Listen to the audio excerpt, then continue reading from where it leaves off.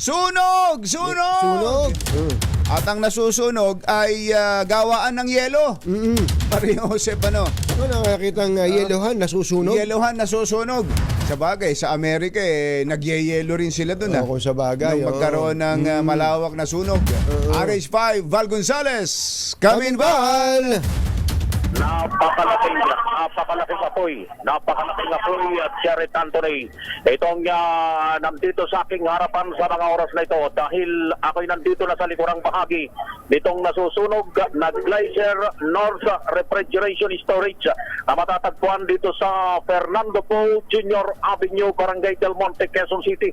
Ito yung dating Roosevelt Avenue at sarado na ngayon itong gaba ng Roosevelt Avenue, yung parte na nandito sa harapan at dinadivert yung mga motorista dahil dito sa sunog na nagsimula pa kaninang alas 3 ng madaling araw, pero hanggang sa mga oras na ito ay naglalagablab pa. Ang layo ko mula rito sa malaking apoy na nandito sa aking harapan sa mga oras na ito ay nasa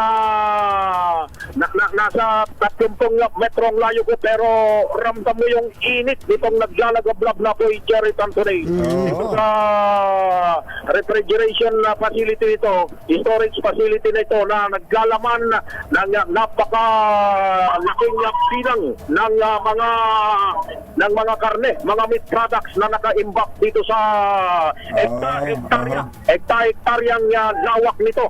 Na sa tingin ko nasa more or less 10 hektarya ang lawak nitong Saan banda yan? Saan banda yan, Val? Kung halimbawa ay galing ka sa may Muñoz Market, papunta ka dito sa may Quezon Avenue. Saan banda yan? Siguro nasa gitnang bahagi. Wala doon sa may Muñoz Market, kanto ng EDSA na yun. Dito sa aming kinaroroonan, siguro walang nasa 800 meters siguro. Malapit lang.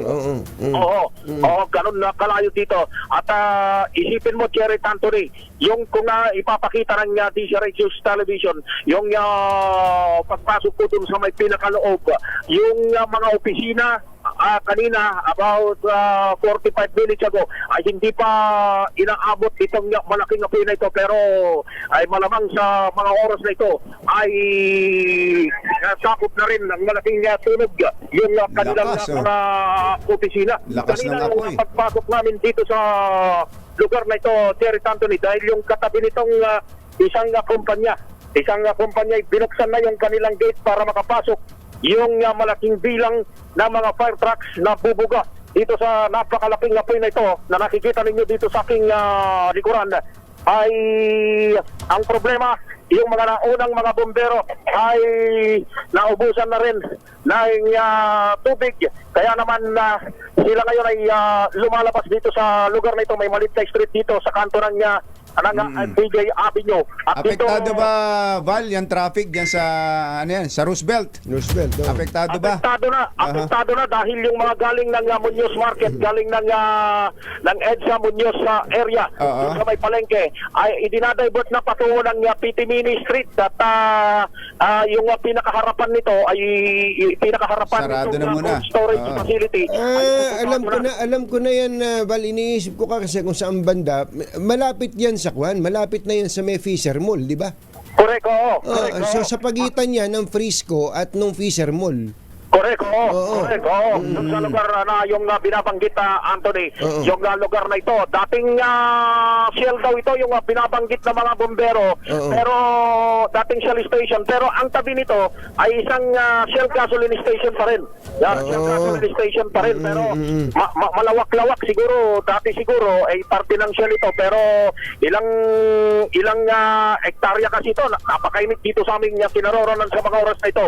Yung mga unang bomberong pumasok dito sa binuksang na gate ng isang katabing kumpanya, katabing establishmento ay naglalabasan yung unang mga pumasok para makapasok naman yung mga bagong mga bombero na may kargang mga tubig.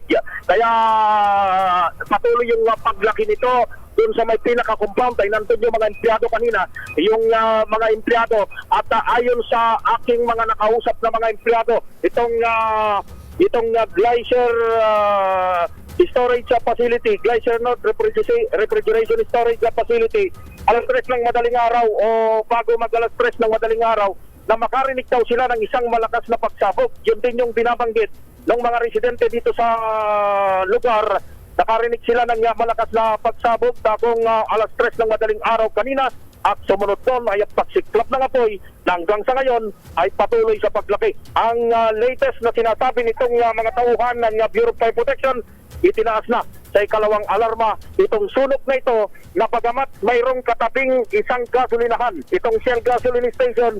Ang sabi ng mga bombero ay mukhang wala namang pangamba pa sa ngayon na may dudulot dahil ito ay mayroong makapal, mayroon itong makapal Firewall. na wall. May firewall itong makapal na nagse-separate dun sa gasolinahan at itong nasusunog. So contained naman yan, sunog na yan dyan lang sa sa compound na yan.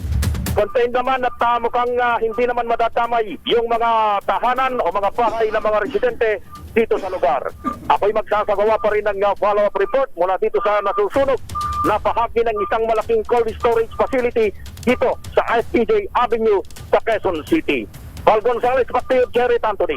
Thank you, Val. Antabayan po mga follow-up sa sunog na yan.